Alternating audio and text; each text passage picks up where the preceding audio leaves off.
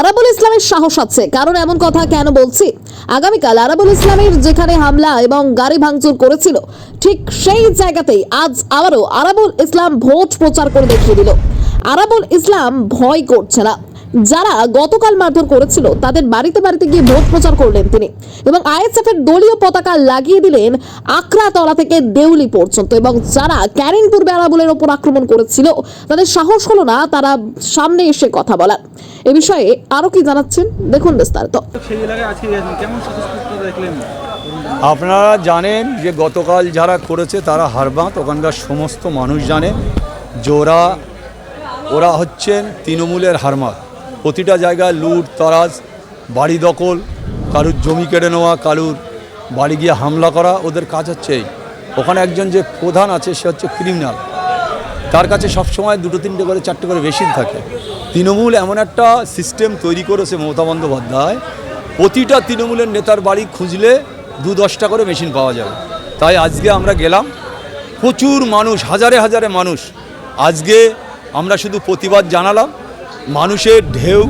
আমি সব মানুষকে কারোকে জোর করে আনিনি, সবাইরই বলে দিয়েছিলাম তোমরা আসবে, আমার উপরে হামলা হয়েছে, আমরা একটা প্রতিবাদ মিছিল করব।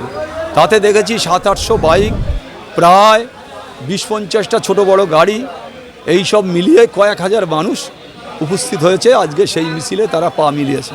তাই এলাকার মানুষকে আমরা বোঝানোর চেষ্টা করেছি যে আমার উপরে আক্রমণ হয়েছে, আমার গাড়ি ভেঙেছে, আপনারা কেউ ভয় করবেন না, আপনারা নির্ভয় 29 তারিখে ভোট দেবেন, নির্ভয় যাবেন।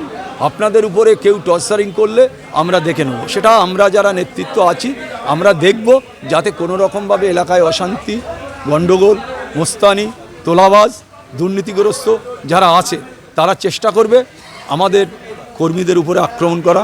ইতিমধ্যে যেটা আমরা খবর পেয়েছি যে কয়েক জায়গায় আমাদের মহিলাদের উপরে আক্রমণ করেছে ওরা। আজকে ওরা বুঝতে পারছে না ওদের পাততলায় মাটি নেই, ওরা জানে যে আমরা ভাঙড় ক্যানিংয়ে গোহারা হারাবো, সেই কারণে ওরা আতঙ্কে আছে।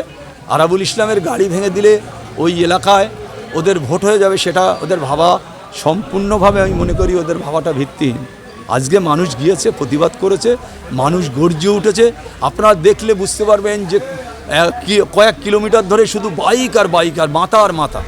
তাই আজকে আমরা প্রমাণ করেছি যে ক্যানিংয়ে আরাবুল ইসলামের সাথে কত মানুষ আছে, সেটা আজকে তার প্রমাণ হলো। আর যে কটা হারমাত, শওকত মোল্লা থেকে শুরু করে, ওখানে একটা শওকত মোল্লা একটা মহিলার সাথে সম্পর্ক, শওকত মোল্লা, সেই মহিলা ছুটে এসে আমার ব্লাউজ ছিঁড়ে দিয়েছে, আমার শাড়ি ছিঁড়ে দিয়েছে, তার সাথে সেই মহিলার আমি দেখি, আর আমি তো কাল রাস্তা থেকে নামিনি, তাহলে বলে কী করে শওকত মোল্লা শিখিয়ে দিয়েছে। শওকত মোল্লার সাথে প্রেমে জর্জরিত ওই মহিলা, তাই শওকত মোল্লাকে শিখিয়েছে যে তুমি বলোই, তুমি তো আমার প্রেমিক, তুমি বলো আরাবুলের বিরুদ্ধে, সেটা বলেছে। ওনার হিসেব গণ্ডা হবে, সেটা পরে হবে, 4 তারিখের পরে। এই যে অপপ্রচার করা, আরাবুল ইসলাম মহিলাদের গায়ে হাত দেওয়া, আজ পর্যন্ত কোনো কেউ বলতে পারবে না আজ রাজনীতি জীবনে 40 বছর। আজ ওই মহিলাকে সাজিয়ে শওকত মোল্লা মনে করেছে আরাবুলের বিরুদ্ধে একটা চক্রান্ত করে ভাসানোর চেষ্টা, সেটা কোনোদিনই হবে না। আজকে ক্যানিংয়ের মানুষ প্রমাণ করেছে যে শওকত মোল্লা কত বড় ধাপ্পাবাজ, কত বড় চিটিংবাজ। হাজারে হাজারে মানুষ পায়ে পা মিলিয়েছে। আর বাহারুল তো একটা তোলাবাজ নয়, বাহারুল যার জন্ম, সে একটা হচ্ছে ঘুষখোর নয়, লোকের কাছ থেকে জোর করে চাকরি দেবো বলে আদায় করেছে। তখন এই জানোয়ারদের মানুষ করার জন্য, তখন ওর বাবার কিচ্ছু ছিল না, দুবেলা দুমুঠো খাবার জন্যে 600 লোকের চাকরি দেওয়ার নাম করে টাকা তুলে খেয়ে নেছে। আর এই বাঁদর কটার মানুষকে তাদের ছেলেরা কিরাম হবে, তাদের ছেলেরা কিরাম হবে, গুন্ডা হবে, মোস্তান হবে, তোলাবাজ হবে, কোটি কোটি টাকার দুর্নীতি করবে। ভাঙড় বাজারে, ঘটকপুর বাজারে হাতান্তর টাকা নিচ্ছে, এক হাত কাজ করলে লক্ষ টাকা, এই করে দুই ভাই কোটি কোটি টাকার মালিক হয়েছে। আজকে কিছু টাকা দলকে দিয়ে আজকে ক্যান্ডিডেট হয়েছে বাহারুল, শুনেছি 5 কোটি টাকা দিয়েছে। তা ওদের হারামের টাকা তুলেছে, ভাঙড়ের মানুষের টাকা নিয়ে দলের কাছে দিয়ে এসছে। তা আগামী 29 তারিখ ওনাদের মুখে ক্যানিংয়ের মানুষ বাহারুলের মুখে ঝামা ঘষে।